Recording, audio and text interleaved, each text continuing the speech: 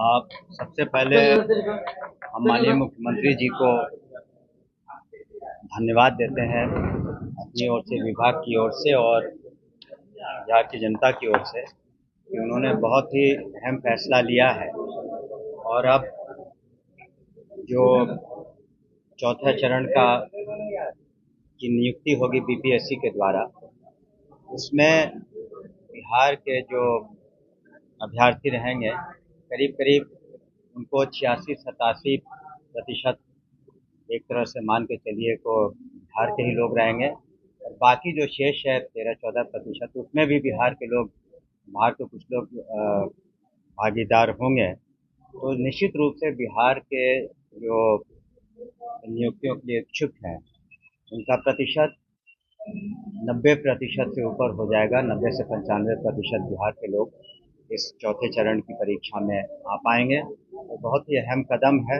कई दिनों से मांगे हो रही थी वैसे सभी अभ्यर्थियों के द्वारा, माननीय मुख्यमंत्री जी ने उसे पूरा किया है।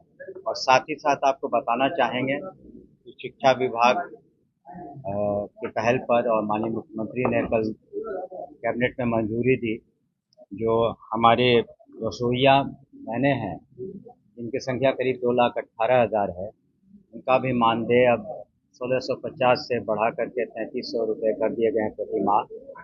और रात्रि प्रहरी जिनका मानदेय था करीब 5,000 रुपये, उसको भी बढ़ा करके 10,000 रुपये कर दिए गए हैं। और इसके अतिरिक्त जो शिक्षक थे, जो शारीरिक अनुदेशक फिजिकल इंस्ट्रक्टर्स जो थे, उनका जो मानदेय था 8,000 रुपये प्रति माह, उसको बढ़ा करके 16,000 रुपये प्रति माह कर दिया गया है। तो उन लोगों में बहुत खुशी की लहर है। और आज हमसे बात भी हुई थी, सभी रसोइया बहनें आज पटना आई हुई हैं काफ़ी संख्या में माननीय मुख्यमंत्री जी को प्रति अपना आभार व्यक्त करने के लिए। साथ ही साथ कैबिनेट ने एक और अहम फैसला लिया जिसका जिक्र कम हुआ है कि जो डीबीटी के माध्यम से, डायरेक्ट बेनिफिशियरी ट्रांसफर के माध्यम से जो साइकिल योजना है और पोशाक योजना है और जो छात्रवृत्तियां हैं, ये साइकिल योजना और पोशाक योजना की राशि सभी जो हमारे छात्र छात्राएं हैं उनको सितंबर माह में निश्चित रूप से उनके खाते में चला जाएगा। तो बड़ी संख्या में, लाखों की संख्या में इससे हमारे छात्र और छात्राएं लाभान्वित होंगे। ये भी निर्णय कल ले लिया गया कैबिनेट। मंत्री जी, कल बहुत बड़ा आंदोलन है, एसटीईटी अभ्यर्थी जो है वो चाहते हैं कि यानी 4 से पहले एसटीईटी, लेकिन ट्वीट में लिखा हुआ है यानी 5 से एसटीईटी। जी हाँ, तो देखिए, जब कोई फैसले लिए जाते हैं तो पूरे हित में, सभी के हित में लिए जाते हैं। उन फैसलों से कुछ लोग हो सकता है कि उससे उससे वो सहमत न हो, लेकिन जो जनहित में, व्यापक जनहित में फैसले हैं वही लिए जाते हैं विभाग के द्वारा, सरकार के द्वारा। और अब तक लिए आपने देखा होगा कि बीपीएससी के द्वारा 2.5 लाख शिक्षकों की, फिर प्रधानाध्यापकों की, प्रधान शिक्षकों की जो नियुक्ति है वो भी एक ऐतिहासिक कदम है।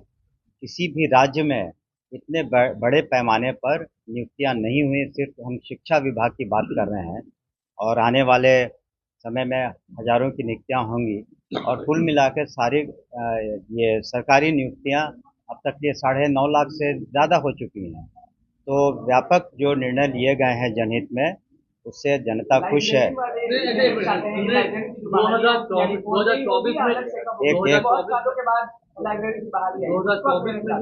इसका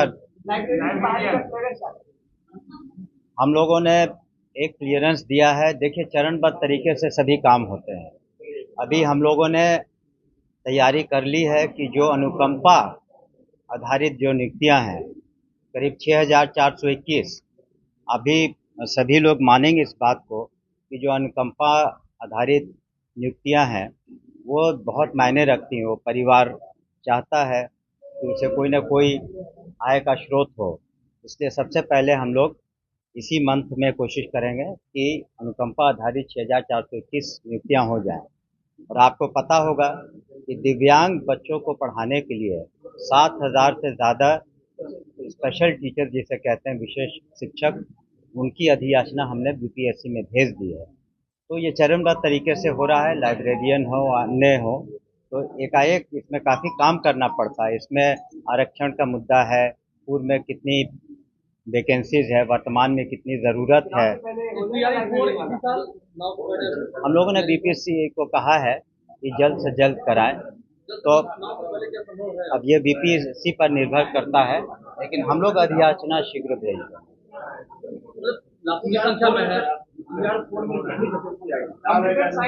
अभी हम लोग तैयारी बोर्ड की, मेरी बात सुनिए, जो हम लोग वैकेंसी भेजेंगे अभी उसकी गणना हम लोग ने करीब करीब पूरी कर ली है कि फिजिक्स में क्या कमी है, केमिस्ट्री में क्या कमी है, अन्य विषयों में क्या कमी है, संस्कृत में क्या कमी है। उसी के आधार पर हम लोग अपनी अधियाचना जो हज़ारों में होगा तो उसको हम लोग भेजेंगे। तो ये गणना करना बहुत ज़रूरी है, और आप मान के चलेंगे कि हमारे 76,000 से ज़्यादा, करीब 78,000 स्कूल हैं, तो वास्तविक गणना में थोड़ा वक्त लगता है, और उसको करके ही हम लोग अधियाचना की रिपोर्ट का भेजेंगे। वो गणना पर निर्भर करता है, बट हज़ारों में तो निश्चित रूप से होगा। धन्यवाद।